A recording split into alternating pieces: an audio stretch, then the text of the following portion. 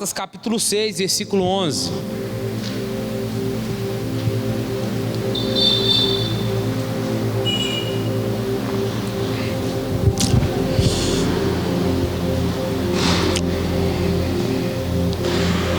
Vamos ver alguns conselhos finais de Paulo aqui.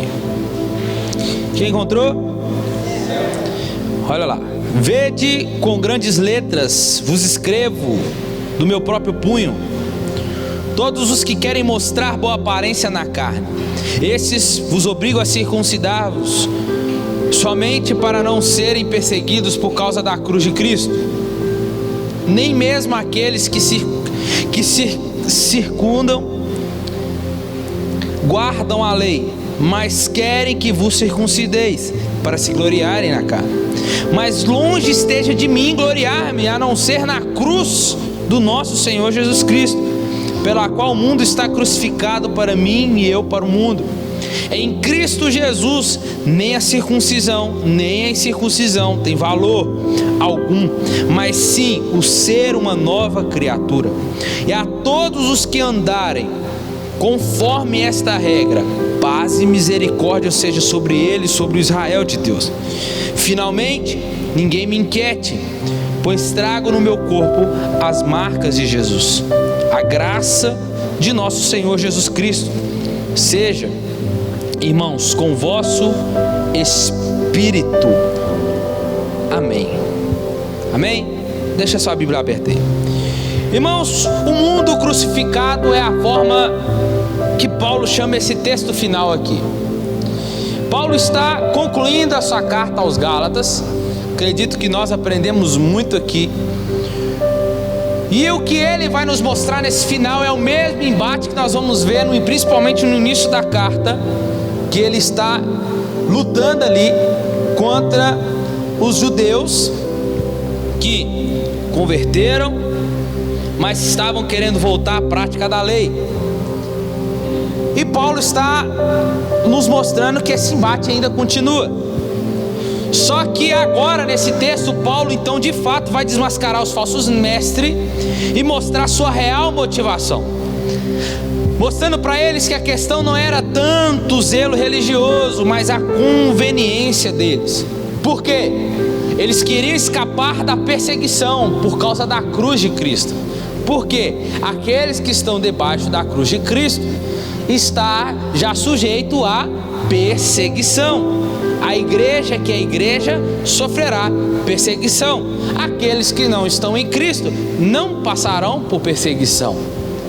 Então, a igreja, para ser igreja, ela precisa ser perseguida. Então eles sabem disso, então eles querem sair debaixo da cruz de Cristo para não sofrer a perseguição.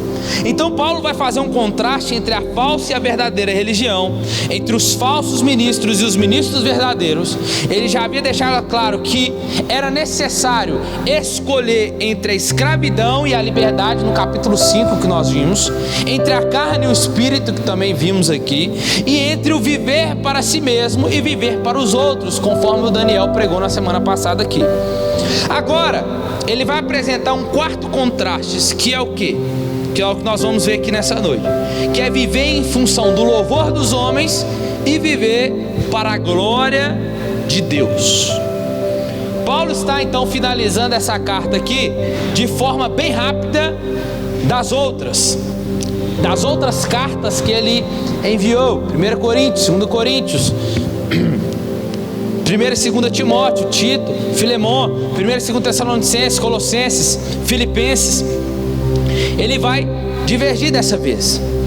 Nas outras cartas ele sempre está mandando assim: eu mando um abraço para tal pessoa, eu mando um abraço, eu mando uma saudação, eu mando um ósculo santo. Mas nessa aqui não. Essa aqui ele não está mandando nem um abraço para ciclano nem para fulano, porque nem ele mesmo estava querendo alongar esse final, pelo fato dele ter sido tão enfático em toda a carta. Paulo parece estar bravo nessa carta, né? Quando a gente inicia o capítulo 1, a gente vê que Paulo, ele inicia de forma tão diferente, porque quando ele vai iniciar nas outras cartas, ele começa: que a paz do nosso Senhor Jesus esteja com vocês, saúda o irmão tal, saúda o irmão fulano, saúda a igreja que está em tal lugar. Mas em Gálatas não, Gálatas já entra com os dois pés no peito. dos Gálatas, pelo fato deles estavam querendo largar a obra da graça, aquilo que Cristo fez, para poder voltar para as práticas da lei novamente. Então, Paulo ele quer ser enfático também no final. E não sabemos que se deu o resultado dessa carta. Como que essa carta chegou lá? Se eles foram bem receptivos a essa carta, se eles pegaram aquela carta e falaram: rapaz, olha o que a gente estava fazendo, misericórdia, né? Vamos mudar, Paulo está aqui abrindo nossos olhos. Não, a gente não sabe como que essa carta chegou para eles, se foi de bom grado, se eles pegaram essa carta, amassou e jogou longe. Não sabemos, porque nada voltou de lá. Porque quando a gente vai para Tessalonicenses, a gente vê Paulo não podia ir para lá, Paulo manda Timóteo. Aí Timóteo, quando volta contando, Timóteo sai contando, volta contando para Paulo, fala assim: Paulo, o povo está uma bênção, a igreja está crescendo, Paulo. Então Timóteo volta trazendo um relatório para Paulo. Mas na carta aos Gálatas não é dessa forma. Então, para nós entendermos algo aqui, é que nunca devemos fazer as coisas pensando no retorno. De fato, Paulo envia a carta sem pensar no retorno. Paulo é para nos ensinar que nunca devemos fazer as coisas pensando no retorno, esperando algo, mas sempre buscando fazer algo porque é certo. Paulo viu que era preciso corrigir, Paulo envia a carta para correção. Agora, se vai corrigir, Paulo vai dizer aos romanos: eles agora se tornaram indesculpáveis, não são mais ignorantes na fé. Então Paulo sabia que aquilo que ele escreveu, que o que ele escreveu poderia causar um rompimento entre ele e os Gálatas, mediante tudo aquilo que ele tinha escrevido. Ele não poderia, Paulo está dizendo, está nos ensinando que ele não poderia aliviar a mensagem, tipo: vou pegar mais leve para não perder a igreja lá, vou pegar mais leve na mensagem, vou enfraquecer a verdade para manter um relacionamento legal entre eu e a igreja. A gente não vê Paulo fazendo isso, diferente das igrejas de hoje, né? Diferente dos pastores de hoje, que pega muito leve na mensagem, que vou amaciar aqui para não perder tal fulano, vou separar certos tipos de mensagens aqui para pregar, outras eu não vou pregar para não perder fulano, para não perder ciclano. Ou não é? Hoje nós vemos isso. E aí Paulo não quer nem saber se vai perder o relacionamento dele ou não. Ele está disposto a pregar de fato a verdade, que é certo, sem esperar seja um retorno bom, como elogio, ou seja uma crítica que não fosse construtiva. Mas essa carta para nós é um tesouro, meus irmãos, que ficou como uma herança para todos nós. De fato, essa carta, talvez nós não sabemos o que aconteceu com a igreja de Gálatas, mas se ela está fechada no cano sagrado, é porque ela ainda fala aos dias de hoje aos nossos corações. Ela é muito atual do que nós pensamos. E nós hoje estamos colhendo o fruto dessa carta que foi escrita há anos atrás. E o resultado, sem dúvida, foi um fruto maravilhoso. Então vamos lá para a exposição do texto. Paulo inicia dizendo: vede com grandes letras vos escrevi do meu próprio punho. Olha que interessante isso aqui. Paulo, ele estava dizendo: olha o tamanho da letra que eu fiz para vocês lerem. Paulo está dizendo: eu escrevi com a minha própria mão. Por que ele destaca isso aos Gálatas? Paulo não tinha dificuldade com as palavras, a gente vê muito bem, é um cara muito eloquente. Mas a dificuldade dele, provavelmente, não podemos afirmar, era o problema de visão. Ao que tudo indica, era provável que ele estava perdendo a visão. Então sempre ele tinha um teófilo, ou podemos dizer um escriba, para escrever o que ele ditava, de confiança. Paulo que está dizendo para nós é que mesmo diante dessa minha enfermidade, ele está dizendo: olha como eu estou dando tanta importância a essa situação que está acontecendo com vocês, que eu dispensei o meu escriba para relatar o final dessa carta para vocês. Se vocês for ler Romanos, não foi Paulo que escreveu Romanos. Quem escreveu Romanos, eu até mostrei os meninos lá, foi Tércio. Acho que é o Romanos capítulo 14, você lembra que eu mostrei para você? Não lembro se foi Romanos capítulo 14 ou 15 que está lá. Eu, Tércio, escrevi essa carta. Mas quem citou? Paulo. Porque provavelmente Paulo tinha esse problema de visão. provavelmente poderia ser uma catarata, estava perdendo as suas vistas ao pouco. Mas o que ele está dizendo aqui, ele está dizendo assim, ó, deixa eu falar para vocês uma coisa. Mesmo diante dessa enfermidade, mesmo diante dessa minha situação, olha como que eu estou dando importância para essa situação que está ocorrendo com vocês aí, que eu dispenso meu escriba para escrever para vocês com o meu próprio punho. Paulo está dizendo, o que eu estou escrevendo não pode passar desapercebido para vocês. O que eu estou escrevendo para vocês é uma mensagem vital para a igreja aí hoje. Aqui, irmãos, não tem uma palavra. Paulo está dizendo assim, ó, aqui não tem uma palavra que de fato não tenha sido o que eu falei.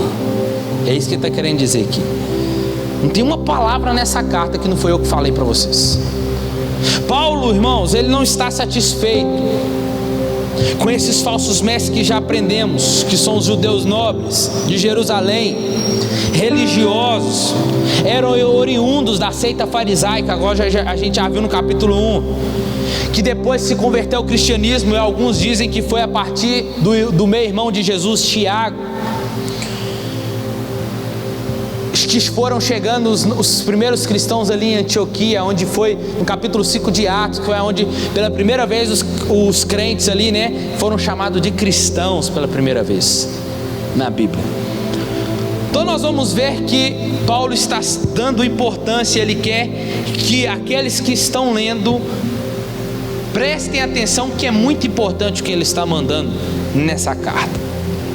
E aí o versículo 12: todos os que querem mostrar boa aparência na carne, esses vos obrigam a circuncidar-vos, somente para não serem perseguidos por causa da cruz de Cristo. O que é que está acontecendo? Os judeus, que a gente já disse, esses judeus ortodoxos, estão tentando fazer estes que converteram voltar para a prática da lei. E aí Paulo está dizendo para essa igreja, gente, presta atenção, esses que querem mostrar boa aparência na carne, esses fariseus, esses querem obrigar vocês a circuncidar somente para não serem perseguidos por causa da cruz de Cristo. O que é isso? A cruz de Cristo só conseguimos entender por causa de 1 Coríntios capítulo 1 versículo 18. Vamos ler 1 Coríntios capítulo 1 versículo 18. Olha o que Paulo está dizendo aqui, ó. Pois a palavra da cruz é loucura para os que perecem, mas para nós que somos salvos é o poder de Deus. Amém? Então, tudo isso aqui indica que havia uma grande ameaça com a pregação do Messias que foi crucificado. Há uma ameaça ali. Os falsos mestres, gente, não pregam Cristo crucificado. Hoje em dia, a mesma forma, não pregam mais sobre a teologia da cruz, mas pregam a teologia do ego, a teologia daquilo que você faz ou deixa de fazer. É a mesma coisa, nada mudou.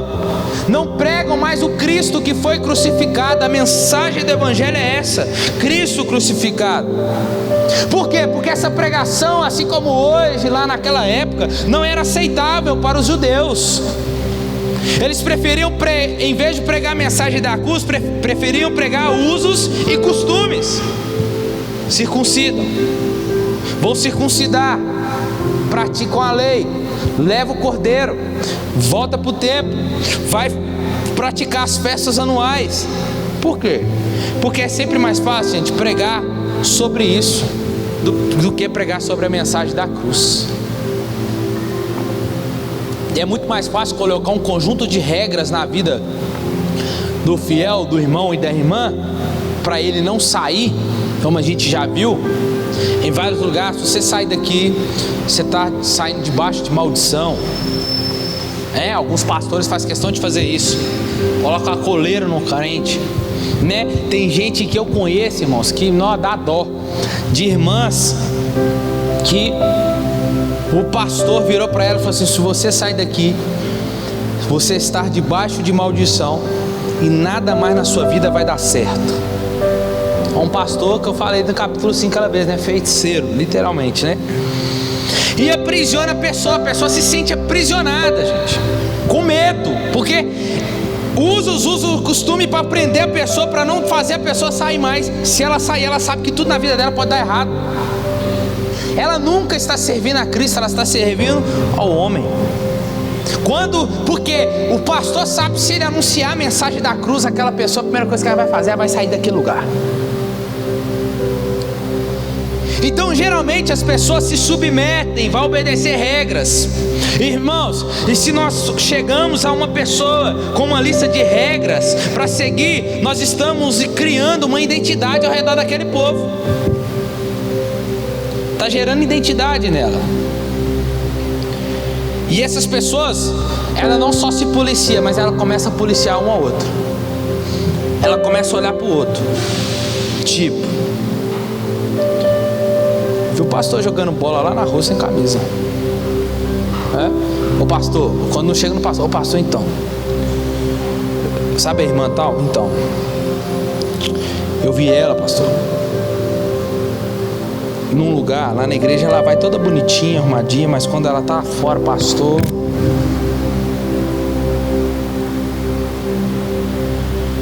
começa assim, porque ela não só se policia, mas ela começa a policiar o outro também, por causa dessas regras. E aí, porque ela está seguindo, ela quer que o outro siga também de forma rígida. Isso acaba colocando acima da mensagem da cruz. Com isso vai se sentindo unidos e superiores às demais que não seguem aquele padrão.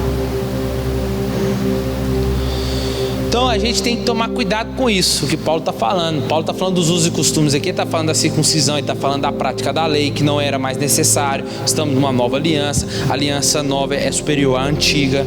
Paulo está falando disso. Mas a gente traz para os nossos tempos hoje, as igrejas hoje em dia estão assim. Colocam usos e costumes, usam textos isolados para poder praticar, né? Usa a palavra do, né, a pessoa dizimar e ofertar, usa a palavra lá do devorador de Joel, capítulo 2, né? Migrador, devorador, cortador, né? Que é um contexto daquela época lá que o Joel está trazendo. Aí usa aquilo para a pessoa, para ela ofertar, para ela dizimar. Aí fica aquele trem obrigado. E esquece que precisa ser generosidade, esquece que tem que ser algo com o coração aberto. Então, irmão, nós temos que tomar cuidado, porque senão a gente mesmo se coloca a regra e coloca a regra no outro, coloca o cabresto em si e coloca o cabresto no outro. Então tem que tomar cuidado com isso, porque é mais fácil aceitarmos os ritos, um conjunto de regras legalista, do que aceitar a loucura da cruz.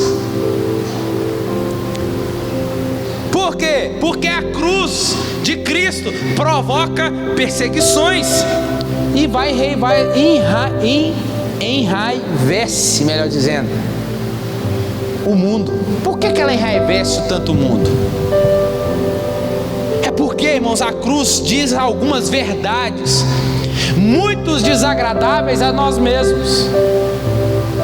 Isto é, nós somos pecadores, estamos sob a maldição da lei de Deus e não podemos salvar nós mesmos. Quando a gente olha para a cruz, a gente vê isso, que simplesmente a cruz elimina nossas conquistas, os nossos esforços, os nossos méritos, o nosso merecimento, os nossos usos e costumes, tudo aquilo que nós fazemos para conquistar algo de Deus. É igual um pastor que eu conheço, foi lá em Israel, chegou no Mar da Galileia, ele foi de calça, subiu a calça lá só assim, ó, para entrar. Ah, se fosse eu, deixa eu entrar aqui, Jesus, onde você estava aqui? Igual Pedro, tu mesmo, eu vou pular, né? Aproveitar. Mas não, aí pode jogar bola, pode brincar de bola, né? Lembro até hoje meu avô falando, batizei, que agora você vai usar calça, viu? Pra ficar usando bermuda não. Parei de sair correndo sem camisa, rodando, camisa, né? Aí as regras. Beleza, você tá numa igreja, beleza, respeite. Nunca vou deixar de dizer isso aqui. Mas se a partir do momento que você começa a questionar isso, sai de lá. Então você acaba pecando, falando mal. Então a gente tem que tomar cuidado. Agora, isso tudo aqui que Paulo está falando, circuncisão, matar a ovelhinha de novo, ser circuncidado ao 8º dia, Paulo está dizendo, gente, isso aqui não precisa mais. Isso aqui era a sombra do que iria acontecer na pessoa de Jesus. Não é mais necessário, cumpriu-se em Jesus. É por isso que a mensagem da cruz é loucura para aqueles que perecem, mas sabedoria para aqueles que creem. Por quê? Porque a cruz elimina as nossas conquistas, os nossos esforços, nossos méritos, merecimento. Cristo assumiu o nosso pecado e a maldição exatamente porque não havia outra forma de nos vermos livres. A cruz então, ela é loucura. A cruz que Paulo está falando aqui, a perseguição por causa dela, ela nos reduz a nada. Ela fura o balão da nossa vaidade, ela fere mortalmente o nosso orgulho e a nossa soberba. E ao pé da cruz é que voltamos ao nosso tamanho normal. Então o que Paulo está dizendo sobre esta cruz, esses que estão aí de boa aparência, estão fazendo só para mostrar. Aí ele continua no versículo 13: nem mesmo aqueles que circuncidam guardam a lei. Olha o que Paulo está dizendo. Esses que estão mandando você circuncidar, eles nem guardam a lei. Bando de hipócrita, fariseu. Aí querem que vocês circuncidam só para se gloriarem na carne, na obra, carne, força do braço. Os que se deixam circuncidar, os falsos mestres, eram aqueles que obrigavam, impunham sobre a outra pessoa: você tem que circuncidar, seja qual idade tivesse, porque era o 8º dia. Mas se você converteu com 21 anos e agora você quer voltar para a lei, com 21 anos você tem que circuncidar, cortar o prepúcio. E aí eles estavam exigindo, esses fariseus, mestres falsos da lei, estavam exigindo que os gálatas convertidos, que estavam querendo voltar, dizendo para eles que eles precisam fazer isso para poder receber as promessas da lei. E Paulo está dizendo que nem esses que estão mandando, ordenando as pessoas fazerem isso, estão guardando a lei. É um bando de hipócrita. E querem que esses circuncidem para se gloriar na carne. Sou circuncidado, pertenço à aliança de Abraão. Para quê? Para obterem uma vantagem carnal, para terem um melhor êxito, para terem mais adepto às outras igrejas da Galácia, para reconhecer que eram autoridades. Mas a visão de Paulo, gente, era que as igrejas vivessem. Paulo é totalmente diferente desses fariseus. Enquanto esses fariseus estavam querendo ser maiores do que as outras igrejas, Paulo está trazendo, dizendo assim: não, eu quero que vocês vivem em comunhão, uma igreja com a outra, trazendo um senso aqui de comunidade. Era o que Paulo queria. Mas os judaizantes queriam colocar eles eles queriam ser sobre eles e queriam colocar aqueles que estavam sob eles, debaixo deles. Aí Paulo continua no versículo 14. Paulo está dizendo: mas eu, longe de mim gloriar-me, a não ser na cruz. Paulo está dizendo: eu não tenho nada em que gloriar. Eu me glorio, tem que ser só na cruz do nosso Senhor Jesus Cristo, para a qual o mundo já está crucificado, e eu para o mundo. Olha que interessante isso aqui. Paulo está dizendo: para mim não existe glória a não ser na cruz de Cristo. É quando eu olho para a cruz, e olho para mim, eu falo assim: gente, eu não sou nada, eu não presto para nada. Mas quando eu olho para a cruz, eu me glorio na obra que Cristo fez. Ele disse que os judaizantes querem se vangloriar na carne, ou seja, eles querem reconhecimento dos gálatas, que eles tenham um grande apreço, que eles reconheçam de alguma maneira. Eles querem que aqueles que foram convertidos, olha para eles: rapaz, olha que bênção que eles são. Mas Paulo diz: quanto a mim, não existe glória senão na cruz de Cristo. A única glória que tenho, a única coisa em que me glorio é na cruz. O quê? aquilo que era o escândalo para os judeus. Irmãos, até hoje a cruz é o escândalo para os judeus ortodoxos. Aquilo que é escândalo para os judeus, aquilo que é escândalo, que era escândalo para Paulo, hoje Paulo está dizendo, hoje é para mim grande glória. Para aqueles que ainda não conhecem a Cristo, irmão, a cruz é um escândalo, mas para nós é onde nós podemos nos gloriar. Paulo conhecia o propósito da cruz, e esse propósito era mostrar ao mundo o Israel de Deus, formado de judeus e gentios. A cruz de Cristo foi o lugar onde o amor de Deus pelos pecadores refugiu com maior esplendor. A cruz de Cristo foi o palco aonde se manifestou a mais radiante justiça de Deus, irmãos. Mas o grande ápice do ministério de Jesus não foi a ressurreição. O grande ápice do ministério de Jesus foi a cruz. Se nós queremos um ministério bem sucedido, o que nos espera se chama a cruz. Amém? Porque a cruz de Cristo foi onde nossos pecados foram sentenciados. Foi pela cruz que o caminho de volta para Deus se abriu. Foi pela cruz que nós fomos reconciliados com Deus. A cruz é a nossa fonte de vida. E a cruz, Paulo está dizendo que ela é aqui para nós como uma faca de 2 gumes. Que ele fala aqui, ó, que ela tem poder. Paulo está dizendo, ó, pela qual o mundo está crucificado para mim, e eu também estou crucificado para o mundo. Ele está dizendo, a cruz não só cortou, não só matou o mundo para mim, mas ela também me crucificou também para o mundo. É por isso que ele vai dizer no capítulo 2 de Gálatas, que estou crucificado com Cristo, já não vivo mais eu, mas Cristo agora é quem vive em mim. Já não é mais as minhas vontades, mas é a vontade de Cristo em mim. Amém? Então, irmãos, o sentido quando Paulo fala que o mundo está crucificado para ele, e ele crucificado para o mundo, o sentido aqui é morto mesmo. Paulo estamos falando de alguém morto, alguém que não tem mais reações. Paulo está dizendo, é alguém que está morto literalmente para o mundo. E o mundo literalmente não tem nada mais atrativo para Paulo. O que resta agora? Viver para Cristo, e se morrer é lucro. Quando Cristo morreu, irmãos, quando Cristo morreu, o mundo, as práticas pecaminosas, morreu também para nós. Eu morri para o mundo, e é o tipo que nós vemos em Gálatas capítulo 5. Fazei morrer, pois, as suas paixões carnais. É o que Paulo diz em Colossenses capítulo 3. Buscai agora as coisas que são do alto, fazer, pois, morrer as coisas terrenas. Em todo o tempo Paulo está falando isso. Irmãos, não há mais glória. O mundo não tem que ter glória nossa. O mundo não tem que ter aplausos nossos.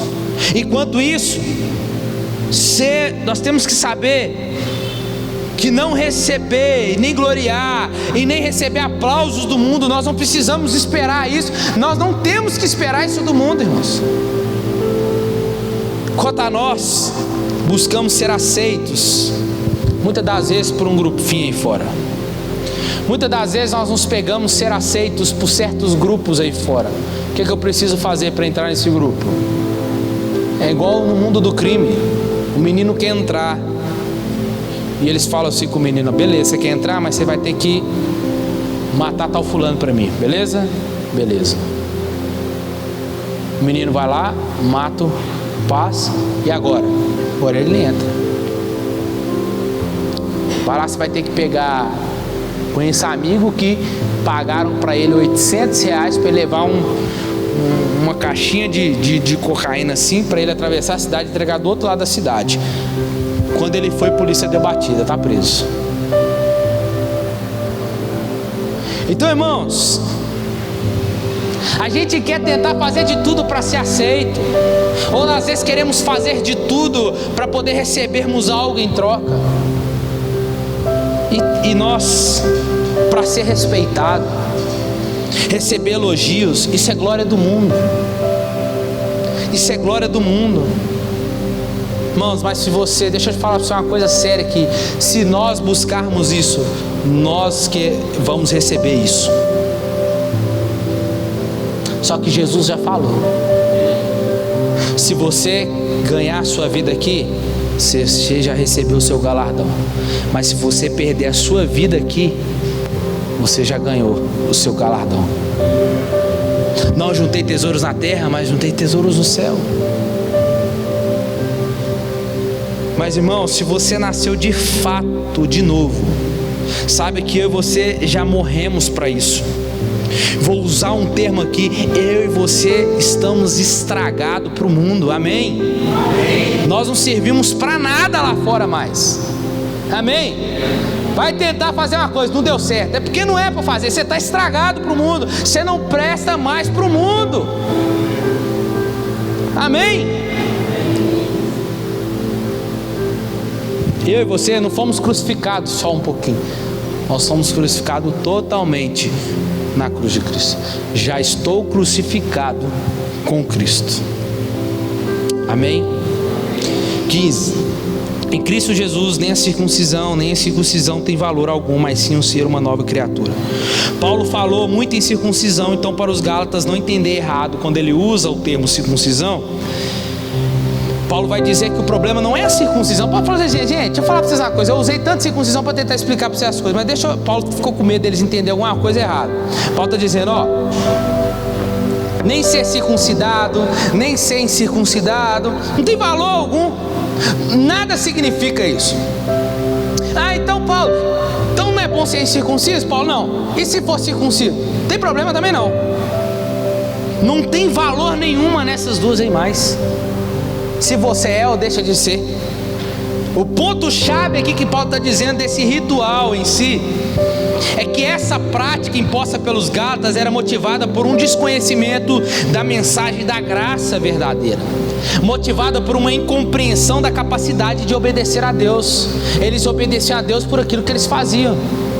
Não, eu preciso fazer porque eu tenho que seguir, é obedecer a Deus. Mas gente, eles esqueceram que Cristo já obedeceu até o fim. Toda a lei se cumpriu na pessoa de Cristo. Então, glórias na carne é o que eles estavam procurando, mas nada mais é do que glórias humanas. Um homem, irmãos, como se um homem tivesse algum mérito, é o que eles estavam querendo procurar. Glória na carne é o homem procurando mérito para si. Então é por isso que Paulo se levanta tão forte contra essa prática. Então Paulo está querendo dizer então que ele não está querendo brigar por causa de uma cirurgia, por causa de uma circuncisãozinha, não. Paulo está falando aqui, o que tem valor agora não é circuncisão nem circuncisão, mas o que tem valor agora é ser nova criatura, é nascer de novo, é nova criação. Aquela ideia que sabemos que tem que nascer de novo. 1 Coríntios ou 2 Coríntios, não falo a memória, 5:17, pois agora aqueles que estão em Cristo, nova criatura é, e as coisas velhas já passaram, e eis que tudo se fez novo. A pregação do Novo Testamento que Jesus gastou tempo em João capítulo 3 com Nicodemos, é necessário vos nascer de novo. Mostra então a capacidade total do ser humano. A mensagem do nascer de novo, Paulo está dizendo, é necessário vocês nascer de novo, porque nós somos incapazes de nos salvar por nossos méritos, pelas obras, pelos esforços. A pregação que diz só tem um jeito de ser salvo, você tem que morrer para renascer em Cristo. Esta é a mensagem que Paulo está trazendo. Ser morto é viver uma nova vida. Não tem nada a ver com reencarnação, né? Vou morrer aqui hoje, na próxima vida eu vou nascer num cachorro. Não. Está falando aqui de morrer pela cruz. Está falando aqui de nós morrermos pelo poder da cruz, que nos mata ainda vivos, que acaba com o nosso eu. É isso que Paulo está dizendo. E renascer da cruz para os céus. Por isso ele diz em 2 Coríntios 5:17, quem nasceu em Cristo é nova criatura. Amém? Estamos terminando. Além de uma conversão, que é o que morreu para o mundo, morreu para si mesmo, então uma nova pessoa nasce.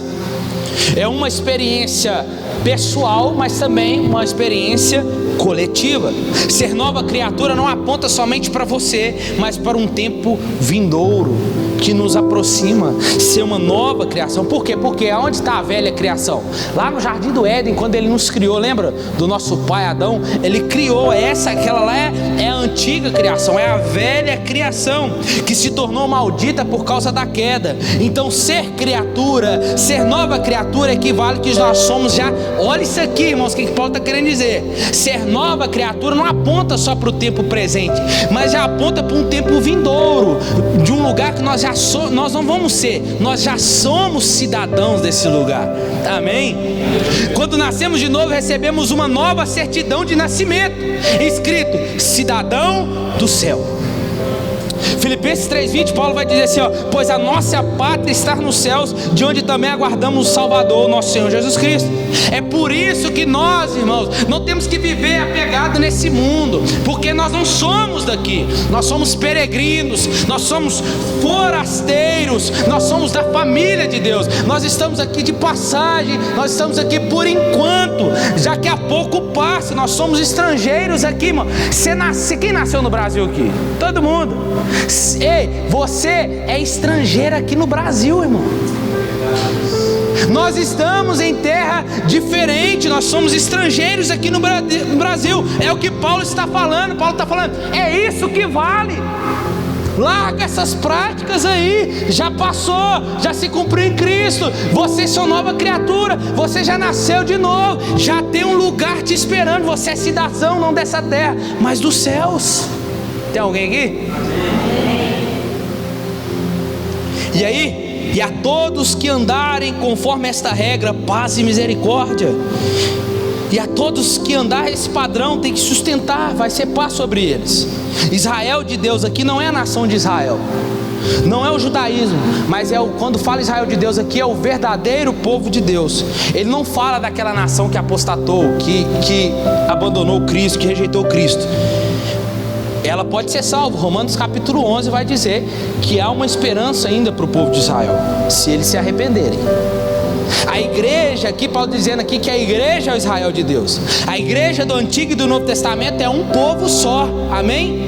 A igreja é um povo só. Os judeus e gentios que se gloriarem na cruz de Cristo, estes que são novas criaturas, são o Israel de Deus, povo eleito. Israel de Deus não ocorre em outra parte do Novo Testamento. O contexto aqui sempre vai favorecer a interpretação de que Paulo está falando sobre a totalidade da igreja, formada tanto por judeus quanto por gentios. E aí Paulo vai terminando dizendo: finalmente ninguém me inquiete, pois eu carrego em mim as marcas de Cristo. Ou seja, Paulo está dizendo, além disso, o que já disse a vocês, que ninguém me cause mais ferimentos. E aqui ferimentos referidas, podemos dizer feridas no físico mesmo. Lembrando que a circuncisão é um ferimento físico. Então, irmãos, Paulo está dizendo assim: não precisa me ferir mais, pois eu já estou ferido, pois eu carrego as marcas de Jesus. Paulo aqui talvez está falando de marcas, feridas físicas. Ele está dizendo: eu estou ferido suficientemente, não precisa de mais. E ele chama esses ferimentos de marcas de Jesus, porque Jesus carregou também vários ferimentos. A execução de Jesus foi sofrimentos causados pelos soldados. Ele sofreu uma carga, ferimentos antes de ser crucificado. E é isso que Paulo está dizendo. Paulo está dizendo aqui que isso inclui o apedrejamento dele. Olha aqui que eu vou citar para vocês. A palavra grega que marcas é estigmata. Sem dúvida, essas marcas significam ferimentos que ele recebeu em diversas perseguições por amor a Cristo. Paulo foi apedrejado na cidade de Listra, na província da Galácia. Ele recebeu dos judeus açoites e foi 3 vezes fustigado por varas pelos romanos. Paulo foi preso em Filipos, Jerusalém, Cesareia e Roma. Seu sofrimento pelo evangelho, os ferimentos dos seus perseguidores lhe infligiram, e as cicatrizes que ficaram eram as marcas de Jesus que ele carregava. Bom, crente sem marca não é crente. A marca do crente é o sofrimento, irmãos. tem que sofrer sim por amor de Cristo. Se for preciso, tem que padecer sim por amor de Cristo. Para você, quando chegar no final da sua vida, você vai dizer: eu carrego em mim as marcas de Cristo. Então não tem essa aí fora, que crente não sofre, que crente não pode padecer, que crente não passa luta. Passa sim, porque faz parte da vida do crente, daquele que está debaixo da obra da glória, que está na cruz de Cristo. Amém? Essas eram suas verdadeiras credenciais. Você é apóstolo? Me mostra. Cadê sua identidade? Espera aí.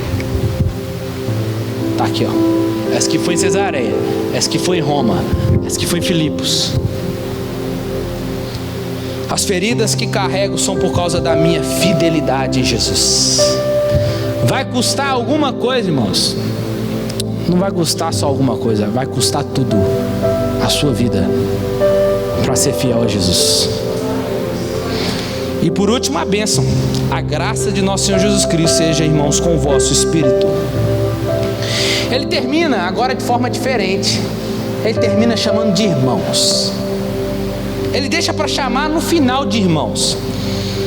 Ele está batendo e assoprando, né? Antes de dizer amém, ele chama meus irmãos.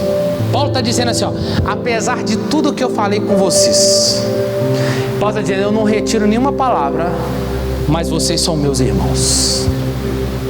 E que a graça de Jesus esteja sobre o seu espírito.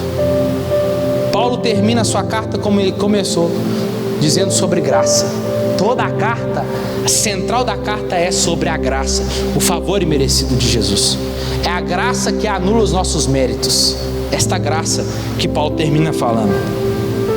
A graça que atinge o mundo todo, e o sinal disso não é uma marca no corpo como a circuncisão, mas é a presença e a alegria do Espírito que a igreja tem que carregar hoje. Assim como antes, a igreja do século 21 precisa da mensagem dos Gálatas, e assim será, até que a fé seja recompensada com a visão, paciência, com a colheita final e uma esperança viva em Cristo.